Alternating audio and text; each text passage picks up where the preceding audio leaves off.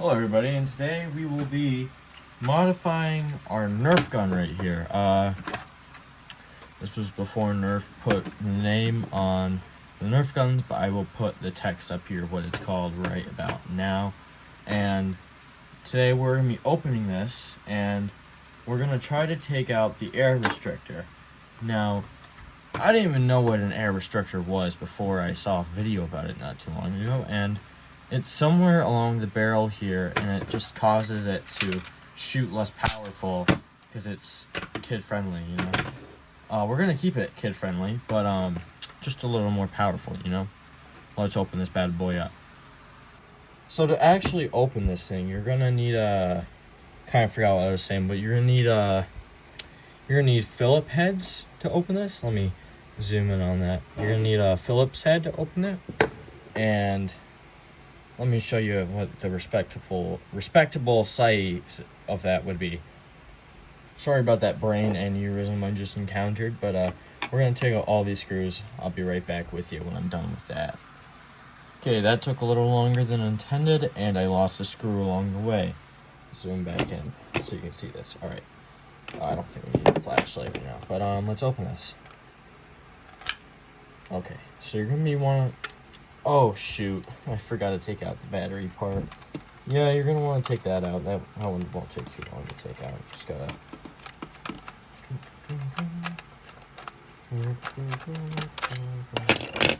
Okay, yeah.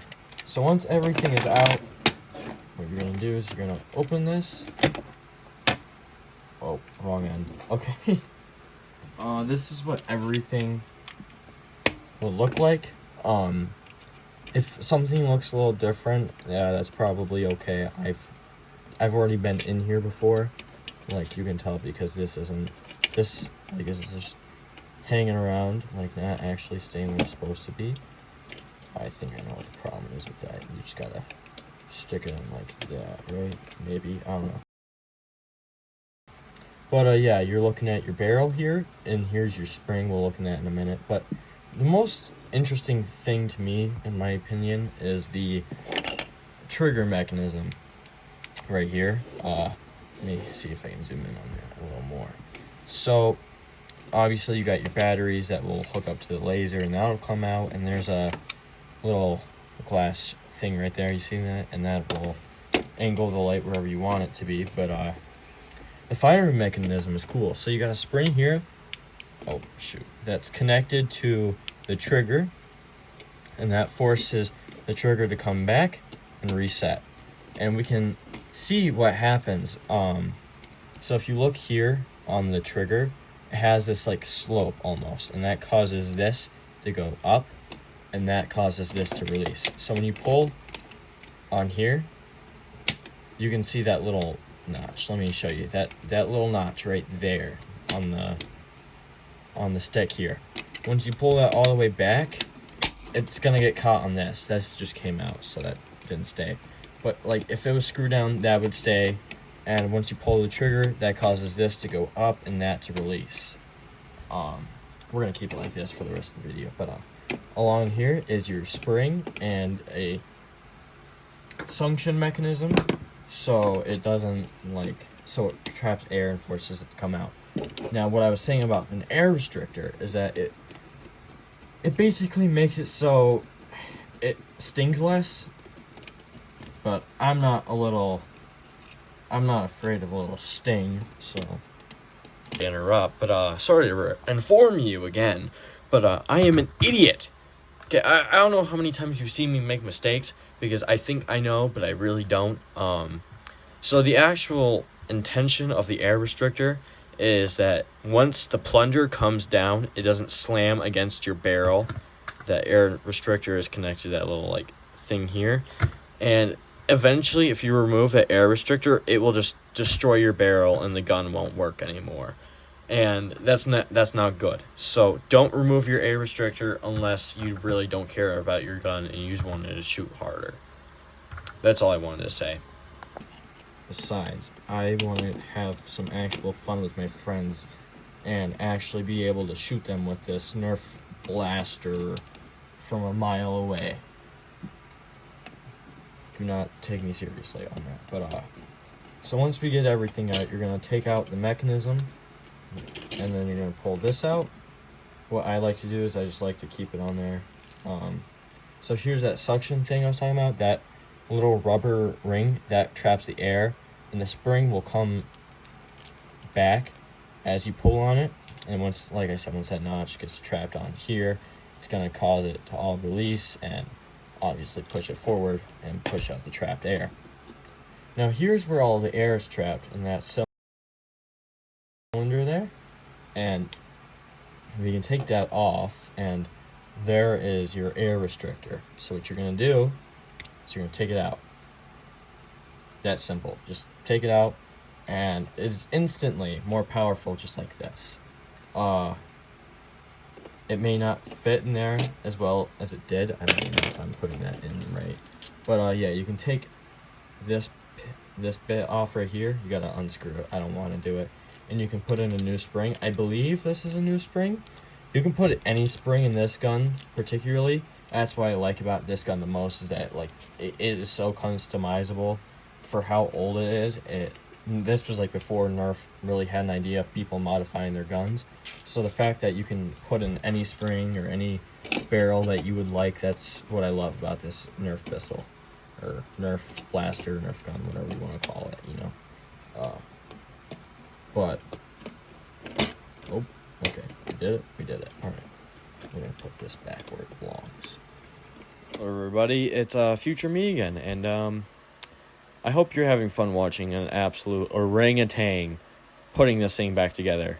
You know, this took me 3 or 4 times to put the barrel on straight again. Anyways, see you soon. Down. This is just showing you what not to do. See how the spring there on that trigger release is getting caught on the, let's see if that happens again or if I'm actually going to do it. Oh, I did it. Okay. Yep, it's working. All right. So, yeah, all right. Now we're going to put the end of the barrel back on and hope this thing still shoots, and I did this right. I just don't look right. Hold up.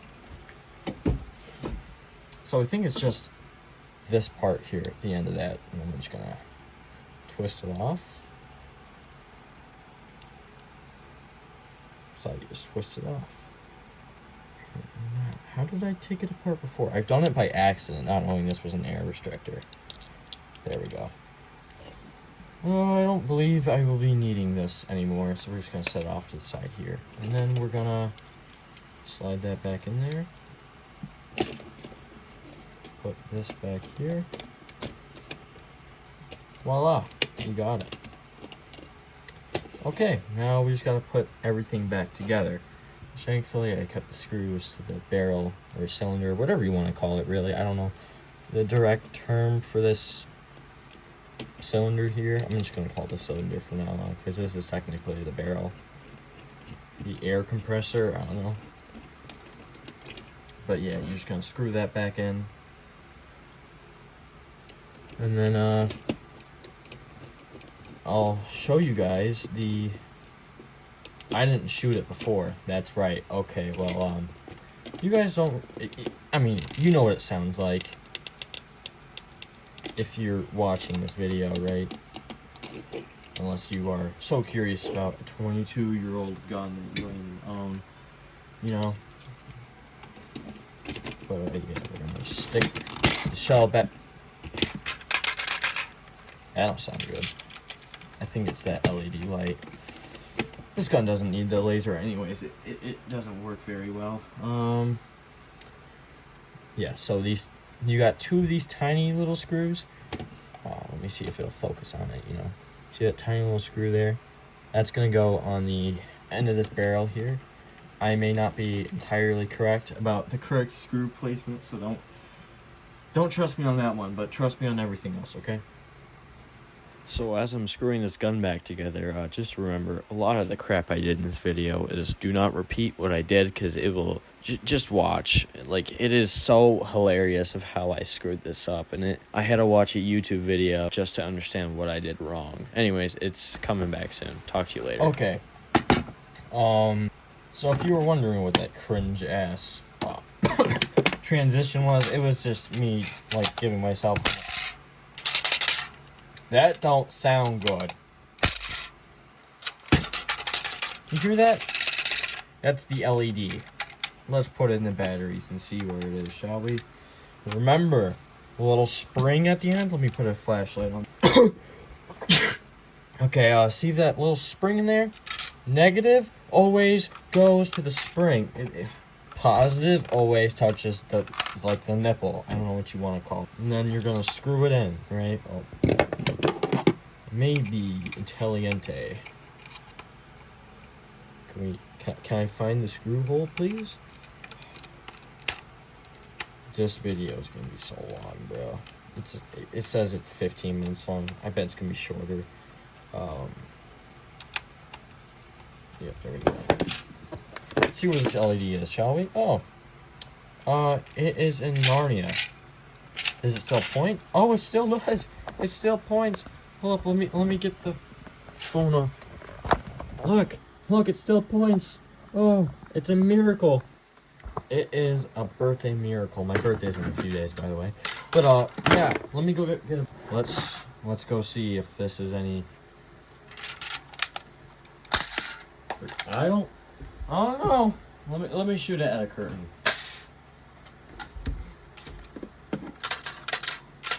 So I'm starting to have second thoughts that may be the spring. That is definite.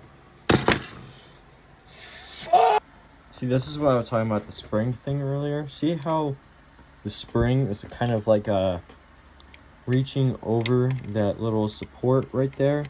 That's not supposed to do it. It's supposed to be inside, you know? Just a little recap. Just a little recap. This is what it should sound like. And not whatever it sounded like before with the spring all jacked up. Now, here it is shooting. Oh, shoot, I forgot to cock it. No. And now I'm going to show you a slow-mo clip of this shooting. But first, let me show you a normal shot of it in this direction. Time for the slow-mo.